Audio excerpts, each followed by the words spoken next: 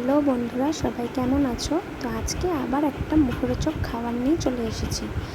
তো আজকে বানাবো চিড়ের ভাজা। তার জন্য পেঁয়াজ, কাঁচা লঙ্কা, আদা কুচি কেটে নিয়েছি, বাদাম নিয়েছি।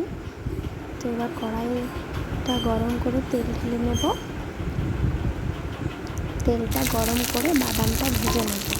তো বাদামটা ভেজে তুলে নিয়েছি। এরপরে সেই তেলের মধ্যে লঙ্কা কুচি, আদা কুচি এবং পেঁয়াজ কুচি দিয়ে একটু ভাজবো। তো ভালো মতো একটু করে নেড়ে দিতে হবে, ভাজতে হবে।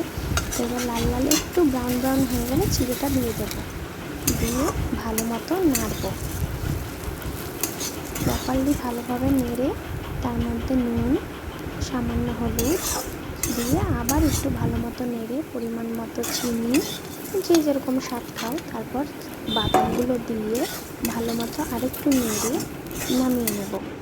আমাদের চিড়ে ভাজা রেডি এবং শসা এবং লেবু দিয়ে সেটা পরিবেশন করব। আর ওপর দিয়ে আমি একটু লেবুর রস ছড়িয়ে দিয়েছিলাম যাতে খেতে ভালো লাগে। তো এরকম ঝরঝরে চিড়ে ভাজা কার কার খেতে ভালো লাগে? যদি ভালো লাগে ভিডিওটা, তাহলে অবশ্যই লাইক, কমেন্ট, শেয়ার করে দিও এবং সবাই অনেক অনেক অনেক ভালোবাসা দাও।